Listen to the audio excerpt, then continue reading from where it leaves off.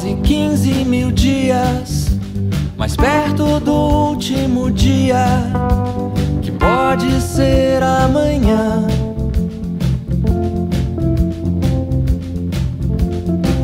Ou depois de amanhã, eu não sei. Ou daqui a 10 voltas do súdito em torno do rei.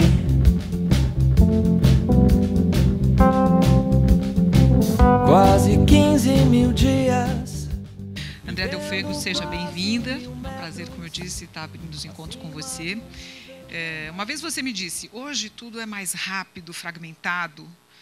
O formato é ideal nessa época de compartilhamento, de poucas linhas, de hipercitação. Perto dele, os blogs parecem enormes, perto do formato miniconto. Quando eu vi a André falar tudo isso, me ocorreu que essa conversa do miniconto podia dar um bom samba, né? Qual a diferença do conto e do miniconto, do nanoconto, do microconto, né? E assim surgiu a ideia desse bate-papo em cima desse novo formato, o gênero, né, que se espalha, como a gente viu pelas redes sociais, como Facebook, Twitter, especialmente. Eu queria citar aqui a Gisele Zamboni, que nos assiste pela internet, uma twitteira contumaz. Ela posta microcontos, ela posta poesia, né, com letras 365, uma corrente de gente que vai tweetando coisas literárias. E assim a internet joga uma nova luz em cima desses escritores brasileiros, muitas vezes desconhecidos. Queria citar também e agradecer a presença do Wilson Gors, que veio de Aparecida. Ele viu pela internet que a gente ia fazer esse encontro. Queria agradecer também a presença da professora da Uninove, está com seus alunos aqui e elogiando a gente. E como eu falei, né, o miniconto também, por que não pelos SMS, torpedos, como o Marcelino falou, né? Aliás, meu filho disse que esse termo torpedo já caiu em desuso, que é coisa de gente velha como eu, que é mensagem de texto, SMS. E a gente manda quando a gente está mais apaixonado, né, por esse estado tomado, ou mais triste, que faz com que a gente seja um pouco mais poético.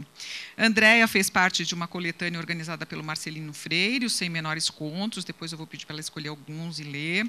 E ela escreveu 3 livros de contos e o último, um engano seu, de minicontos, né, até que chegou ao romance.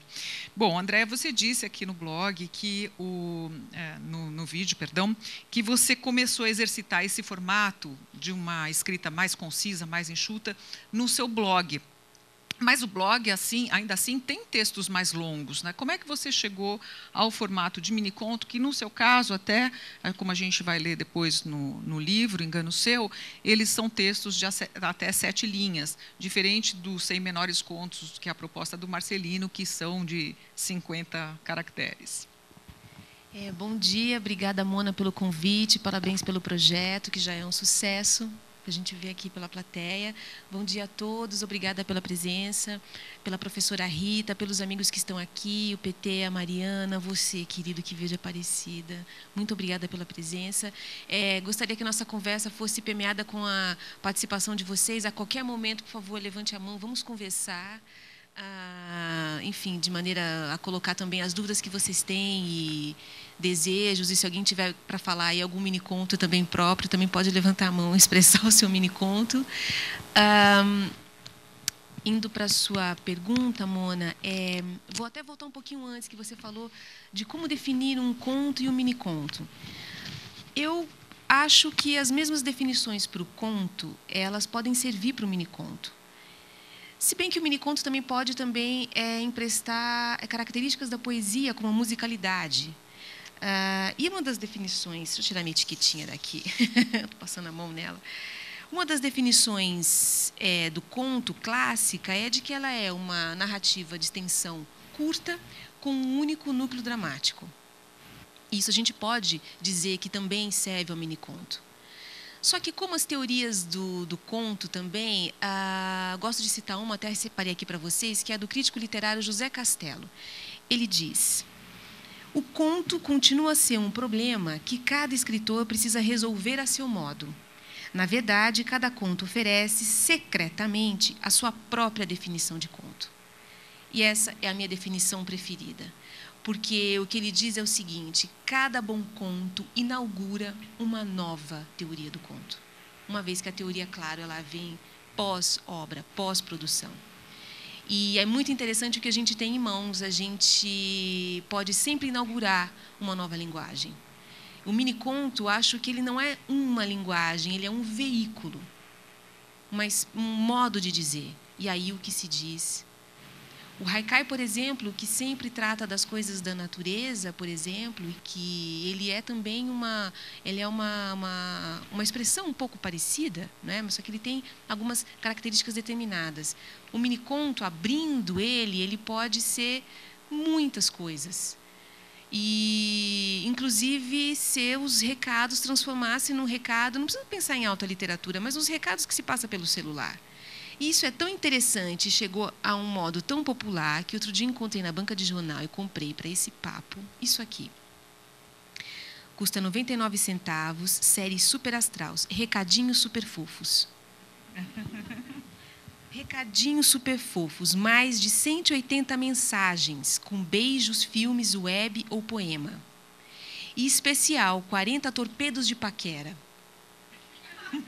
Eu vou abrir qualquer página aqui, então, por exemplo, uma coisa aqui. Minha mãe sempre dizia, a vida é como uma caixa de chocolate, você nunca sabe o que vai encontrar. Abrir qualquer outra coisa aqui. Super cantadas. Está tão frio aqui, vem me aquecer com seu amor. Teu sorriso lindo vale todo o amor do mundo. Outra. Amor para mim é você ao meu lado, até mesmo calado. E aí vai, torpedos de celular. Você me faz feliz mesmo quando minha vida está triste. E aqui a grafia desse torpedo para o celular é VC, você. O quando é o que, DO. E o está não tem um acento, é AH, terminando com H. Quer dizer, também a coisa vai incorporando umas novas escritas também. Eu acho que não há problema nenhum em dizer que o português...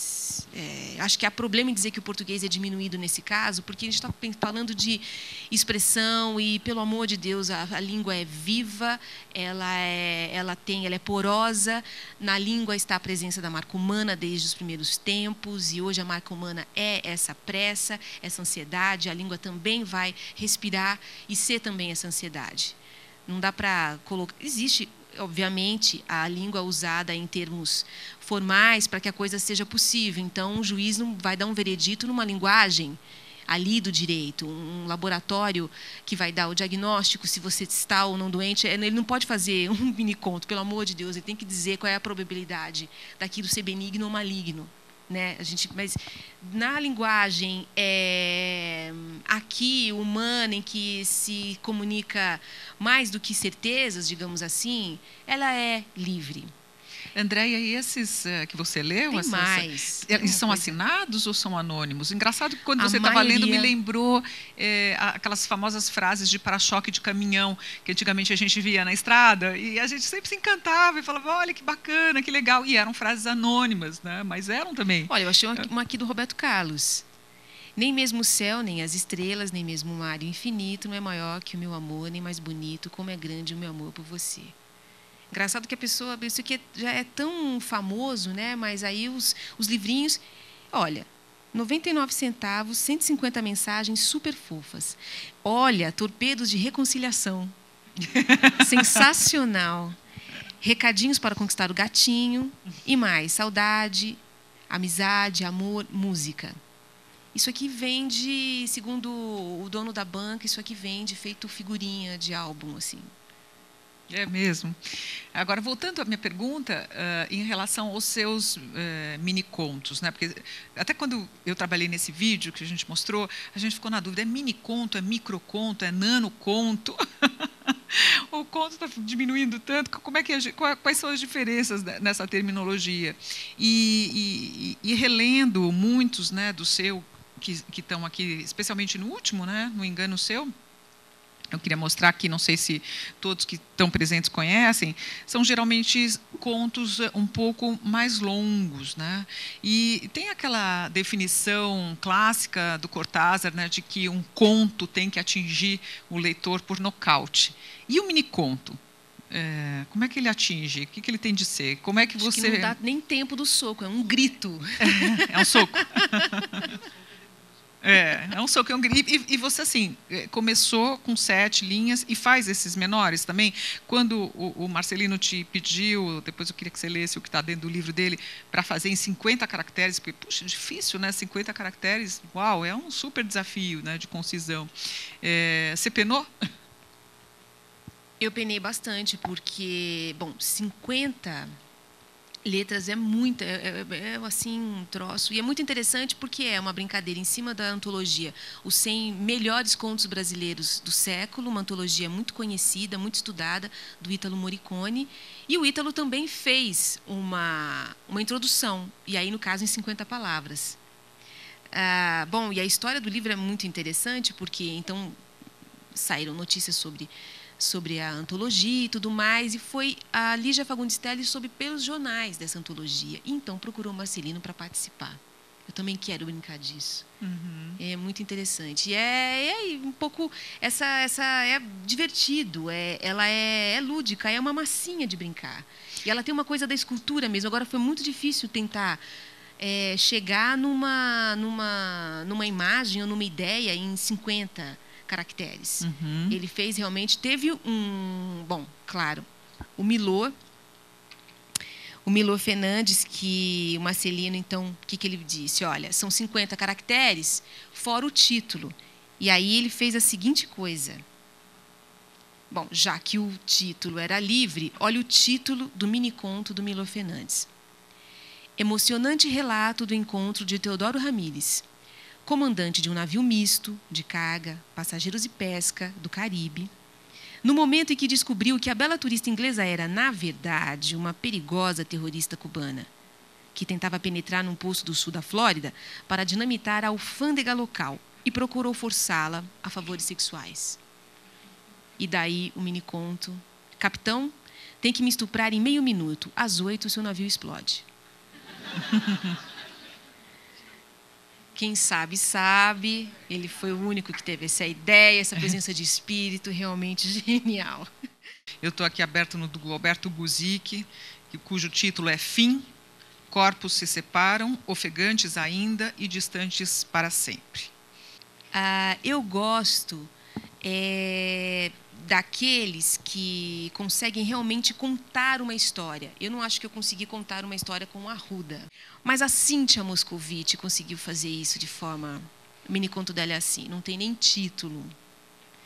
Uma vida inteira pela frente, o tiro veio por trás. Isso é uma história inteira contada em 50 caracteres. É fantástico. Tem esse outro aqui do Flávio Carneiro, que eu também acho que ele traduz uma história. O título é Duelos, entre aspas. E agora, eu e você, disse, sacando o punhal na sala de espelhos. O Marcelino diz que tem muito a ver com a ação, né? Que você tem que primeiro pensar na ação antes de escrever a frase. Né? Isso é o mais importante, talvez. Faz sentido. Faz sentido. A própria ação é que define o personagem. E aí isso fica realmente muito, muito explícito. Um outro exemplo aqui, o do próprio Marçal. O título é Diz que denúncia. É um diálogo. Cabeça é de quem? Não sei. O dono não está junto. Fantástico. Fantástico. Eu queria depois que você escolhesse alguns contos seus aqui do Engano Seu, mas como eu disse que a plateia pode participar, eu queria já convidar, então, por favor, se você pudesse levantar, o Tiago vai levar até você o microfone. O meu nome é Raquel Naveira. Eu gostaria de pontuar algumas coisas que foram ditas.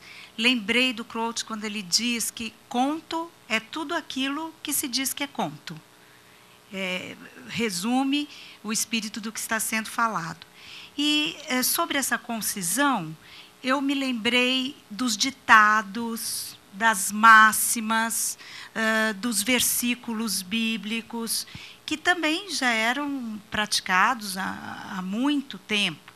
E gostaria que a Andréia falasse um pouquinho mais sobre essas fontes de pesquisa multidisciplinares, vamos dizer assim, para se chegar a essa prática. há uns anos atrás, fiz uma viagem até Curvelo e fui também a Morro da Garça com uma equipe interdisciplinar da USP. Eu estava lá como nora de uma geógrafa, estava lá para nada, com a minha câmera de vídeo, estava só curtindo uma viagem. De repente, atravessei um portal ali. E todos estavam lá para conhecer a paisagem que o Guimarães usou para sua obra. Então, a gente foi para uma cidade, Morro da Garça, onde o lugar do conto Recado do Morro. E é impressionante que, então, durante a subida desse morro, a gente ouvia exatamente o tipo de voz e de cantoria que estava presente no conto. Ele, enfim, a gente chegou à conclusão de que ele criou basicamente nada, ele anotou tudo, ele anotou os dizeres daquelas pessoas, as formas, a cantoria, a respiração, e quando transpôs isso para os livros. Então, de repente, quando alguém escreve um torpedo, transpondo exatamente o que ouviu na rua, colocando um diálogo que se ouviu, um pedaço de conversa de um metrô, ele está usando dos artifícios de um Guimarães Rosa. Né? A coisa é muito mais simples. A fala das crianças. Tudo isso é muito mais simples. A literatura ela é simples. Ela é simples. Eu não vejo complicações.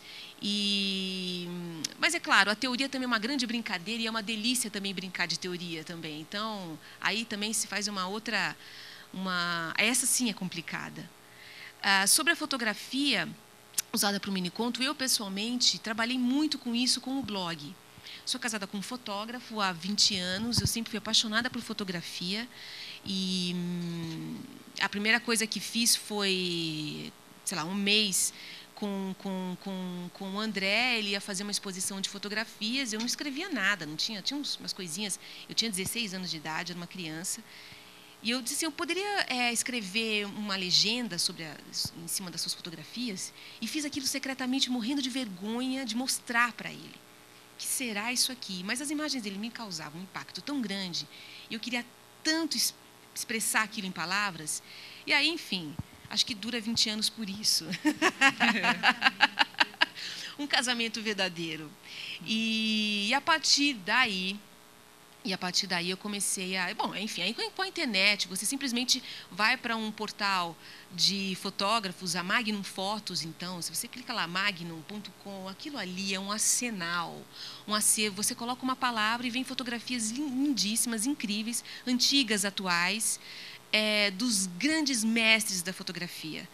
E é um acervo incrível. A partir delas, eu selecionava fotos para publicar essas imagens e escrevendo textos a partir delas. Mas tentando escrever alguma coisa que não tivesse na fotografia.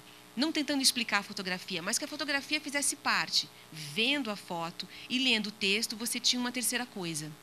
Isso vale para os minicontos que estão nesse livro também? Esse livro ele saiu realmente dessa prática.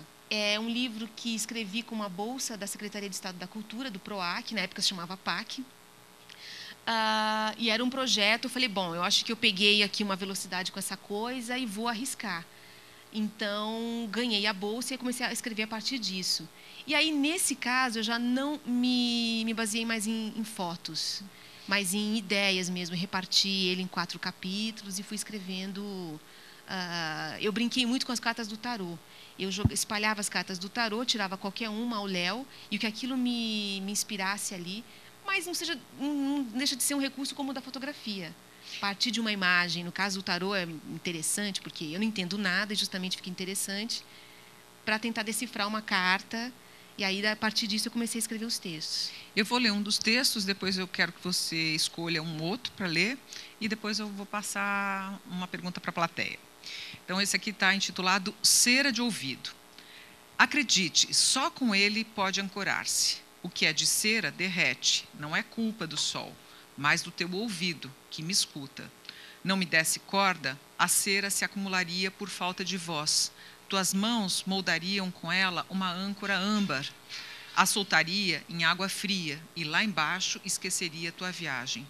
Quando usa cotonete, ofende meus planos, ouve demais. Pode-se tornear com os dedos um giz de cera ferrugem e escrever. Ler, eu ainda posso. Eu acho interessante que nos teus textos, como eles são um pouco mais amplos, todos eles aqui, inclusive também no teu romance, Os Malaquias, você lê nas entrelinhas, né? O miniconto sugere, ele deixa espaço para o leitor criar. No caso do Engano Seu, como deu para ver nesse texto, ele é um ou outro miniconto, ele tem uma história clara, digamos assim, você lê um começo, meio e fim. Na maioria deles tem esse tipo, essa prosa, essa poesia, é uma prosa poética.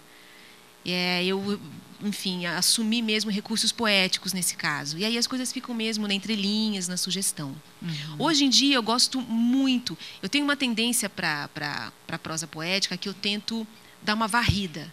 Como ela é mesmo uma tendência que eu não tenho como me livrar, como não tenho como me livrar de um braço, eu sei que naturalmente ela vai estar presente, então o que eu faço é sempre deixar as coisas muito claras. Isso aconteceu a partir do romance. Eu leio isso e já falei assim, nossa, por que eu não... Já tenho vontade de fazer uma outra história em cima disso. Enxugar mais, né? Como enxugar mais, eu já enxugaria isso. Mas você disse isso, né? Quer dizer, era até uma próxima pergunta, mas já que você entrou nisso, vamos falar. Que a prática, o exercício do miniconto fez com que você criasse uma prosa mais enxuta. E a gente vê isso muito claramente nos Malaquias. Eu separei alguns trechos para a gente ver. Você melhorou o seu texto. Você disse que antes você tinha uma prosa mais derramada, né, mais aditivada e tal. Sim. E no caso dos Malaquias, ele é baseado na história da minha família, em Minas Gerais.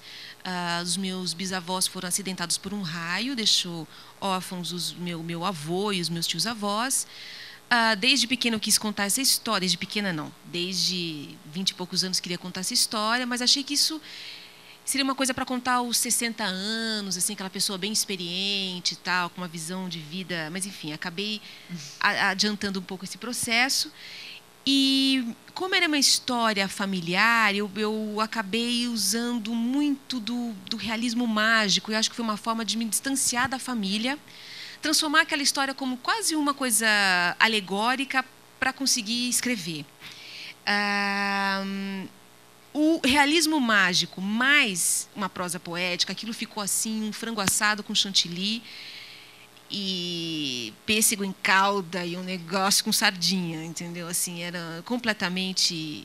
Mas até perceber isso, que eu estava matando a história, deixando o realismo mágico camuflado, na verdade, pela prosa poética, eu fui limpando essa linguagem.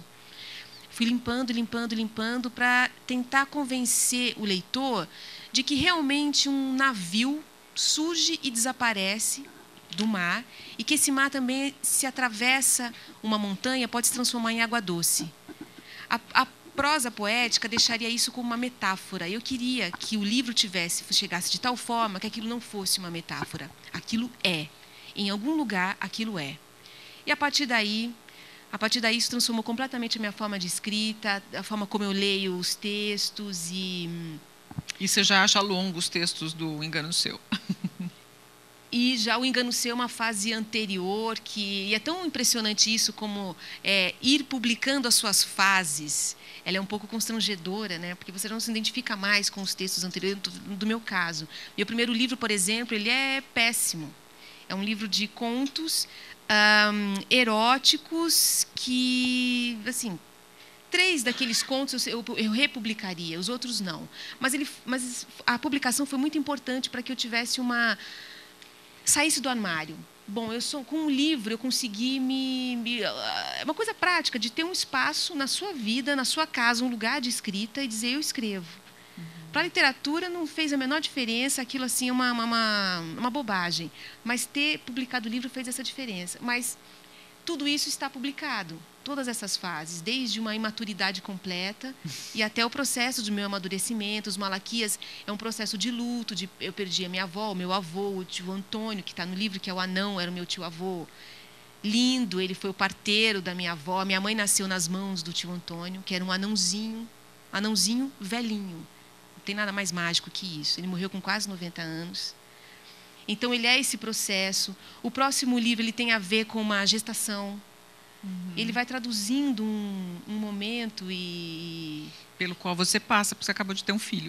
Exatamente. André, enquanto você escolhe, porque eu faço questão que você leia, eu acho muito importante, eu acho muito legal quando o autor lê o texto. Eu li alguns aqui, mas eu acho que quando a gente ouve na voz da pessoa que escreveu, é diferente. Ela dá os respiros próprios dela, ela dá a interpretação dela. Então, eu queria que você escolhesse um do Engano Seu, apesar dele não retratar mais a sua prosa. E, enquanto isso, eu passo a palavra assim, para o Wilson Gors, que está aqui na plateia, que veio de Aparecida. Eu queria fazer a pergunta para a Andréia, é o seguinte: você hoje ganhou um espaço, o seu livro ganhou prêmios. Essa visão de que o mini-conto é apenas um exercício, algo para se chegar a um romance, a um conto, é muito do Brasil, né? Você pega a Espanha, a Argentina, os países levam o mini-conto a sério. Um autor, que nem ela, publicou o Engano Seu e agora publicou romance. Eu não sei se ela pensa em publicar um livro de mini-contos. Tem autores, por exemplo, uma escritora argentina, Ana Maria Schua, ela é romancista, novelista, e ela sempre intercala a sua obra com um livro de mini-contos, porque, para eles, na Argentina, na Espanha, o mini-conto é um gênero que não é um exercício, uma oficina para se ensinar para os alunos, um exercício de criatividade literária, e sim um mini-conto. Eu queria saber um gênero, né, uma literatura que tem tanto valor quanto o romance, o conto, a poesia. Eu gostaria de saber, já que você agora está transitando até por outras editoras, conversa com muitos autores, se essa mentalidade tem no Brasil, se leva o mini-conto a sério ou se é apenas um desafio para algum autor brincar de escrever mini-contos. Acho muito pertinente sua pergunta, muito obrigada. No meu caso, o mini-conto, eu acho que ele abriu uma nova forma de escrever, e isso não é pouco. Quando eu chamei ele de exercício, isso não foi realmente assim diminuindo ele de forma alguma. Assim. Ele realmente me abriu um portal de forma de escrita, forma de ler também.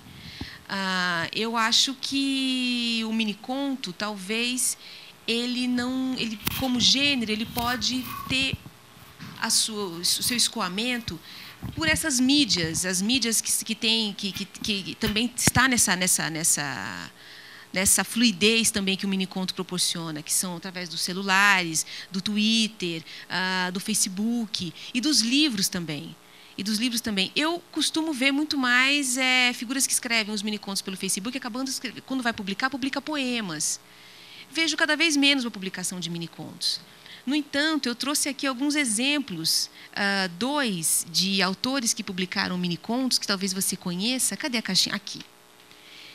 O Sami Mesquita, que escreveu 2 palitos. E está dentro de uma caixinha de fósforo. 2 palitos, contém 50 microcontos. Aí você abre. A impressão do livrinho, são os palitinhos de fósforo. Assim, é muito bonitinho isso aqui. E aí vou abrir um deles. Está aí um assunto que Pedro não dominava. Pedro. Um outro. Separação. Não sabia se o que doía mais era o fim ou as suspeitas. E assim são 50 microcontos interessantíssimos, assim, com essa carinha de 2 palitos, uma leitura 2 palitos. Tem um outro aqui, que é do Felipe Valério. Enfim, são autores que publicam os seus microcontos. Bom, a própria antologia do Marcelino, acho que abriu essa estrada também. Do Felipe Valério se chama Sem Casca, meia porção de microcontos. Vamos lá, um microconto do Felipe. Milhagem. O que aquela puta faz que eu não faço? Aceita cartão. O Marcelino tinha me mostrado esse lá na oficina da caixa de fósforos do Samir. Eu achei uma graça, mas aonde que ele publica? Aonde que vende isso? Não é uma coisa da Marginal? Aí chegamos no escoamento. Porque, por exemplo, eu lembro que o Sem Menores, ele era vendido no balcão da livraria. Uhum. E vendeu muito, mas ele era... O que tem no balcão da livraria? Tem até caneta, não é? É uma espécie de objeto, um fetiche. Ele acaba... Isso aqui é um fetiche. Essa caixinha, que é um livro-objeto, é interessantíssimo. Esse daqui também, que eu tenho vontade de fazer isso, parece que vai vir uma imagem se eu fizer assim. Né? E, sei lá, já é uma... Né? Podia ser escrito também alguma coisa como imagem aqui. Você falou da Argentina, esse aqui eu comprei em 2000, lá, que era um livrinho também, vendido numa loja. E aqui tem algumas ilustrações e também mini textos aqui. Pois eu posso rodar eles para vocês verem também. Aqui, esse daqui também, comprei lá na Argentina, chama Pintura. São textos intercalados com pintura. Eu vou ler um pouquinho do Nego Tudo. Então tem um que é assim. Coloque o nome dele dentro do jiló, em 3. Deixe no congelador por 7 dias. Agasalhe-se ao dormir, ele vai te esquecer.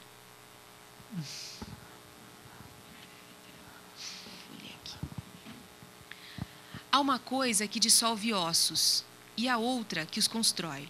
Foi por isso que te dissolvi, para você voltar. Voltar com fêmur de macho, calcanhar sem a ferida. Foi por isso que te construí, para você ir embora. Ir com o joelho rompido e o pulso aberto. Há resíduos da operação, o cálcio do vai e vem. E fiz dele sua tíbia, que é minha flauta. Aí tem frases. Eu gosto desse. Para você que amou até o fim. Não essa coisa que se esquece com o outro, falo de amor para fuder tudo. Veneno em óleo fervente. Para você que tem queloides de fogo, marca sagrada e estúpida. Para você que amou assim, eu continuo sem piedade nos rins. Filtro 1/3 do rio, o resto tomba pelo meio das costas, cai na bacia, represo. Vou para casa do caralho, onde o pau sou eu, alargando a carótida com lança de bronze, bronzeada, na beira, no fim. Eu queria pedir para o Tiago se tem perguntas na internet. Mona, tem 3 perguntas aqui interessantes. Eu vou começar com a pergunta do ML Belém, que mandou pelo site do Cronópios. Andréia, você acha que toda literatura não passa de um vômito regurgitado e finalmente digerido? Acho que é a transformação, a Maria Adelaide Amaral diz isso, a transformação do chumbo em ouro. Absoluto, concordo plenamente. A Gisele Zamboni também mandou aqui perguntando assim: Andréia, o que você acha dos nanocontos, dessa reconstrução da literatura veloz no Twitter, da chamada Twitteratura? Acho que ela está presente, eu não sei... É um olho do furacão, a gente também está vivendo isso, né? Desse nanotexto, né? E desse veículo tão veloz também. Quando a gente pensa daqui 100 anos, o que se fica, né? Porque essa comunicação via celular ou Facebook pode falir amanhã, quebrar tudo, enfim. O livro, ele ainda é uma forma de retenção de memória, assim, muito eficaz, até hoje ele é isso. Mas eu acho que ele acaba, assim, ficando nos livros. A gente vê aqui esses exemplos aqui de textos aqui já publicados. O Wilson está aqui, que é um autor de mini-conto e que está aqui querendo elevar ele a um gênero próprio, autônomo. Eu acho que ele está aí para ficar como linguagem, como arte e também como mídia. Porque ele também pode não ser arte, ele não precisa ser uma arte, uma alta arte, uma escultura maravilhosa. Ele pode ser realmente só um veículo de comunicação. Bom, O Minto Enquanto Posso é um livro que ninguém leu e ninguém resenhou, graças a Deus. É o primeiro, né? O primeiro. O primeiro. De que data mesmo? Graças a Deus. Acho que quem leu a editora, alguns amigos próximos, a Tata Amaral, cineasta queridíssima, que era da mesma editora, leu, fez a orelha, uma querida.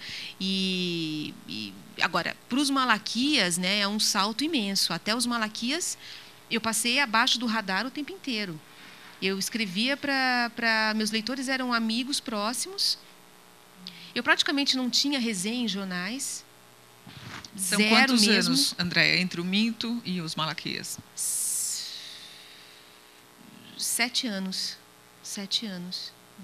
Eu publiquei em 2004 o Minto Enquanto Posso. O ano que vem são 10 anos de publicação.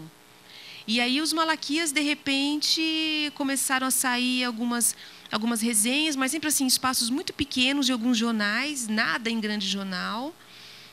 Depois, alguma coisinha assim, eu falei, opa, tem alguma coisa diferente aqui. Ainda pensei comigo, não será o romance filho da mãe, né? Porque a gente vai lá para os mini-contos, aquela coisa, ninguém olha, tá certo? Ainda pensei, falei, bom, o romance, sei lá, é a... Sim, ele saiu pela língua geral.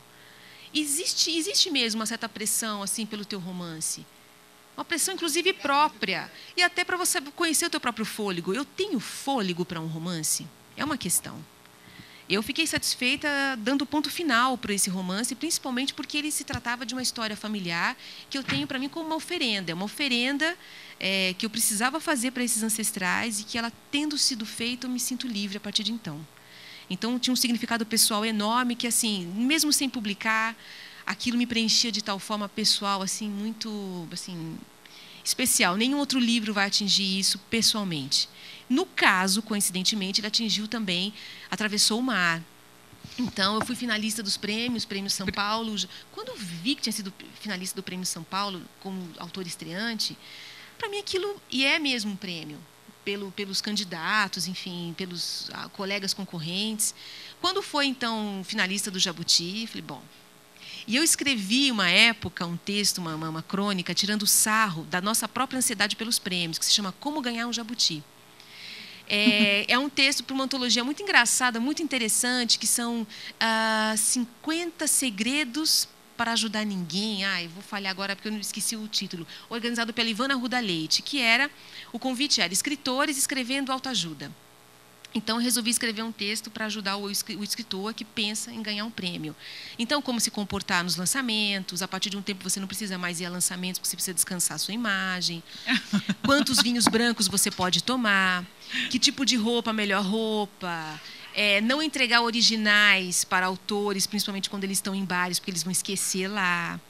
Não acreditar que eles vão ler o que você está dizendo, porque é mentira. Enfim, várias. Mas é uma grande piada, assim, e quando eu vi que fui finalista do Jabuti, pensei, puxa, e...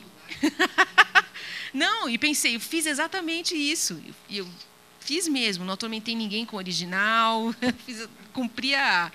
E mas, além do reconhecimento do Prêmio São Paulo de Literatura, que, como você disse, você chegou entre os 10 finalistas, né, estreante, você também ganhou Saramago e também ele ser traduzido e publicado para o alemão e para outras línguas. Né?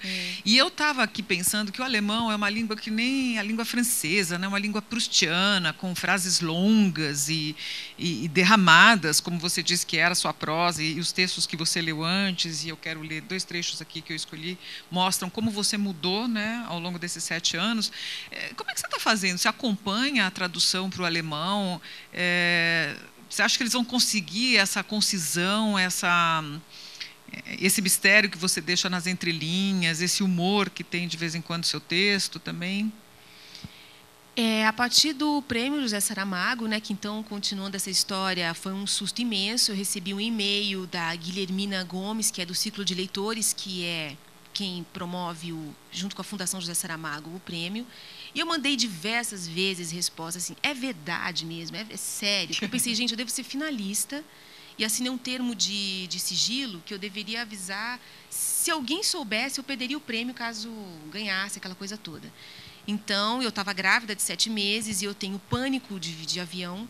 Até então, há anos eu não viajava mais de avião por pânico. Eu falei, não, agora vai. E fui grávida, e lá, e mesmo lá, só fui acreditar lá mesmo, ainda mais na importância que o prêmio tem ali em Portugal e tudo mais. Bom, e a partir daí o livro foi ganhou asas e está voando. O Mário Prata me disse uma vez, numa entrevista, que se ele fosse editor hoje, escolhendo novos autores, ele estaria fazendo só pesquisa na internet, porque está tudo ali, que as coisas estão lá. O Cristóvão Tesa disse, a internet joga uma nova luz em cima da literatura brasileira, que antes estava ali em cima da distribuição de livros, o livro é colocado na vitrine, lá na lista dos mais vendidos ou não, e aí, de repente, a internet joga uma vitrine, ela é uma vitrine, né? Então, é sensacional isso que você está falando. E a Ivana, que é Doidivana no Twitter e no blog dela também, né? Ela disse uma coisa muito interessante, que com o Facebook ela deixou de colocar no blog dela coisas particulares do dia a dia que eram muito legais. Por exemplo, ela foi à Flip, ela botou ali 3, 4 fotos, almoço com os amigos autores, já começaram a chegar as pessoas, hoje a mesa vai ser disso, que era um relato diário e tal. Ela falou, Mona, isso hoje vai vai para o Facebook. Então, meu blog voltou a ser um lugar, né, para abrigar os textos dela. Contos, e então ela voltou a jogar os contos, o que ela escreve ali no blog, porque o Facebook já faz um pouco essa parte do diário, digamos assim. Bom dia a todos, meu nome é Geraldo, sou estudante de letras. Primeiramente, queria dizer que é meu primeiro contato com o miniconto, né? Contato massivo. Estou maravilhado, achei super bacana. E eu queria fazer uma pergunta referente à técnica do miniconto, né? Existem diversos livros que ensinam a técnica de você escrever um romance, né? Uma literatura bastante comum, você encontra em toda a livraria, basicamente. Qual é a técnica, se é que existe, além da inspiração, que é realmente fundamental, qual que é a técnica para o miniconto? Não tem receita, né? É horrível isso, mas não tem receita. Mas eu posso dividir os meus meios, que eu também uso agora, que pode não ser os meios amanhã, porque isso também muda e tudo mais. Mas hoje eu acho que é a coragem do corte. O corte. Oi, meu nome é Alice, como é o meu amigo aqui do lado. Meu primeiro contato com o miniconto, eu achei uma coisa muito bacana. Mas desde o início, quando ela começou a explicar o que é, eu fiquei pensando, como eu vou olhar um miniconto e não vou confundir ele com uma frase? Essa é a minha dúvida. Boa pergunta. Da mesma forma que você vê um quadro ruim e um quadro bom. É o feeling da arte. Acho que é um bom texto. Tem alguns que a gente leu aqui, que eu acho que algum deles conseguiu te dar alguma coisa, não foi? Isso é um miniconto. Aquele que foi uma tentativa, foi uma frase, aí ficou no território da frase. Aí a gente chega na mesma questão do que é arte, do que não é. Eu gosto muito daquela definição que diz que de onde surge a arte, né? Ela surge do artista? Ou é a obra que faz com que nasça um artista? Né? A obra é a obra que faz surgir aquele. Nem mesmo o autor de uma obra tem muito domínio do que se está fazendo. E uma vez que essa obra seja reconhecida como obra, isso não significa também que ele vai conseguir fazer uma outra, uma terceira. Há um mistério qualquer aí, que é uma delícia de sondar e uma delícia de praticar também. Uhum. E a Mona até sugeriu agora uma brincadeira de uma oficina de minicontos. Eu não sei, a gente tem tempo? Então, olhando para essa imagem, vamos escrever algo em duas linhas, e aí há algumas palavras proibidas para isso. As palavras proibidas são, no texto não deve ter mulher, espelho, reflexo, olho e rua. Esse texto não pode ter mulher, espelho, reflexo, olho e rua. A gente tem 5 minutos para a escrita. 5 minutos, valendo. Programa. Enquanto está todo mundo pensando, você podia explicar por que você eliminou essas palavras, né? Está pedindo para a gente escrever sem elas. É só uma tentativa de já não ir para o óbvio. Porque tem um primeiro jorro em que as coisas você vai colocando ali as primeiras impressões. Eu vejo uma mulher e acabo escrevendo a mulher. É só para tentar sair um pouco dela. Sair da imagem imediata.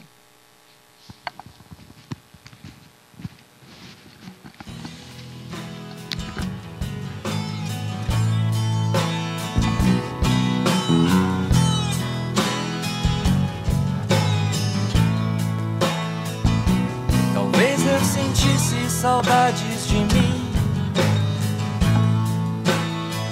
se eu me lembrasse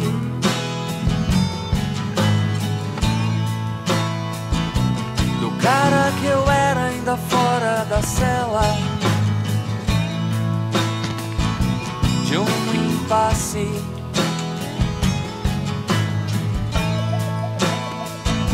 Talvez se eu parasse de olhar o futuro pelo avesso,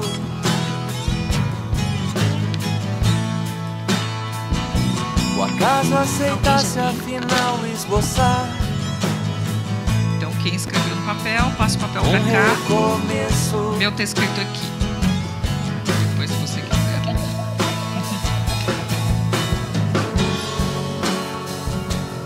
André, todo mundo deu respostas. Olha aí, eu acho que você podia tentar ler todas. A gente pode fazer o seguinte, eu vou fazer o seguinte, em vez de tentar conversar cada um deles, eu vou ler então todos que estão aqui, certo? Acho que sim, acho então, que é bacana. Sou contemporânea corajosa, peito a peito, eis a prova.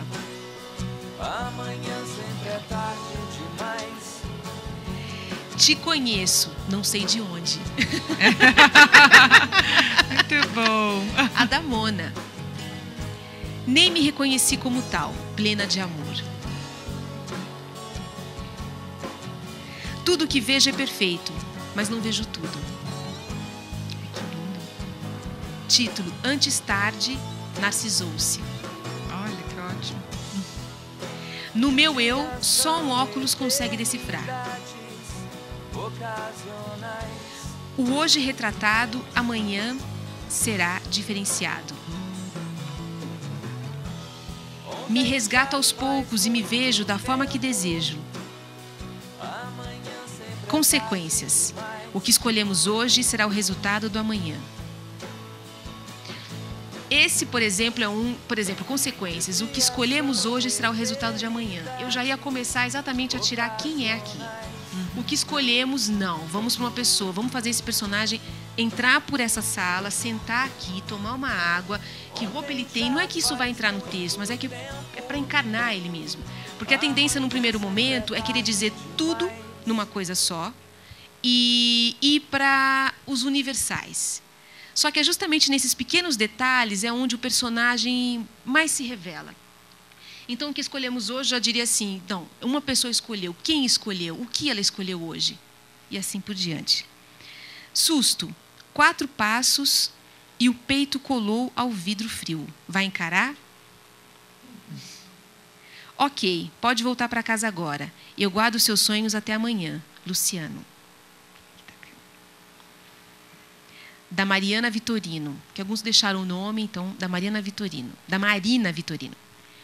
Há e não há, ser e não ter, saber. Senhora, daquela que um dia viu a juventude, à frente somente vê marcas de idade e cabelos prateados. Ele escreveu também aqui um outro texto. Encontro. Yolanda não viu seu sorriso, mas os óculos desajustados, portanto, seus seios querendo sentir-se viva. Hoje eu resolvi me negar, então sumi. Ora, por que me olhas assim depois de tanto tempo? Não tinha a menor intenção de me encontrar. Que ótimo. Vislumbrando-se na magnitude do indecifrável eu. Saí de mim e me encontrei comigo. Amarga, magra, quem disse que o tempo não passou?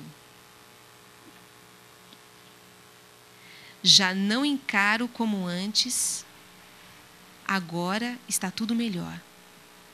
Não é, não. Agora já não enxergo como antes. Agora está tudo melhor. Aqui. No mundo paralelo, alcanço o belo. Penso, logo me perco em meus pensamentos. Ela se aproximou de si mesma e perguntou: meus peitos ainda são os mesmos? Além do pó, não sei se sou real, ela ou eu, não me basta ser eu mesma. Interessante como todo mundo foi hiper conciso e como temos aqui vários minicontos. Vários minicontos. Eu espero que essa conversa, esse exercício tenham estimulado vocês a continuar isso muito depois e fazer também desse exercício desculpa, Wilson, também exercício de concisão, migrarem para os outros textos, migrarem para uma produção e, principalmente, ter uma produção. É possível manter uma produção de escrita, mesmo. É um espaço que se dá. E é uma prática. Quanto mais se escreve, mais se consegue cortar, mais o texto deixa de ser um flagra imediato da mente. Escrever tudo aquilo que está se pensando. Chega um momento que você edita o seu pensamento e que, por papel, já vão frases editadas. E é muito interessante chegar nisso. E esse é um exercício muito prazeroso em que a literatura, claro, ela não é só isso, mas o ato da escrita revela, traz para a gente muita coisa que está guardada e que não está escrita, e que a escrita revela. É muito interessante. Eu tenho certeza que muitos, quando viram essa imagem, acessou algum lugar de si e trouxe também isso pelo papel. E que aqui não está escrito tudo o que gostaria, com certeza. Pelo tamanho, pelo exercício de concisão, pelo tempo. E eu tenho certeza que muitos ficaram com vontade de escrever muito mais. E essa mulher dá romances. Muito legal, Andréia. Te agradeço aqui a participação nos nossos encontros com autores e ideias. Antes da gente terminar, eu queria dizer que a Andréia reservou uma surpresa para todos vocês, nem para todos, mas vocês podem olhar para baixo das cadeiras. Alguns vão ganhar um livro dela. Eu queria dizer mais uma vez que esse é o primeiro de 10 encontros até o final do ano, né? Esse projeto tem o apoio do governo do Estado de São Paulo, Secretaria de Estado da Cultura, dentro do PROAC, Programa de Ação Cultural. Nosso próximo encontro é sobre a crônica, com Humberto Werneck, que é um craque. Estão todos convidados no dia 23 de março e eu espero vocês. Quero mais uma vez agradecer a presença aqui de todos, a participação ativa, intensa. Foi muito legal começar assim, já com casa cheia. E agradecer também ao PIPOL, que pôde amplificar, né, a intenção do nosso projeto, que é de jogar luz em cima dos escritores brasileiros e estimular a leitura da literatura brasileira, que ainda é tão pouco conhecida. Eu fiquei muito chocada quando a Ivana Arruda Leite me disse uma vez, na época que eu fazia o Letras e Leituras, em formato de entrevista, que as pessoas entram em livraria para comprar livro estrangeiro, para comprar best-seller, mas que ninguém entra para comprar livro brasileiro. Espero que essa situação mude, até porque o nosso país hoje está sendo homenageado nesse ano em Frankfurt. A Andréia foi para lá, né, voltou, está sendo traduzida, e nós estamos indo, graças à TV Cronópios e ao PIPOL, para o planeta todo. Muito obrigada e até a próxima.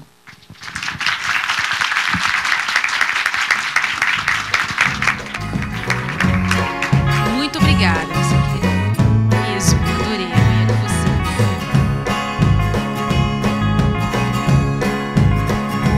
As ideias originais amadurecem à noite e apodrecem cedo demais. As ideias originais alimentam primeiros leões, pra depois engordar os chacais.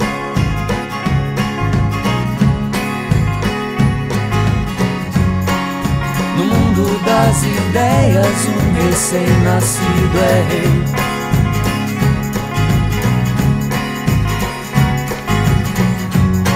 Mas o bobo do castelo é o responsável pelas leis.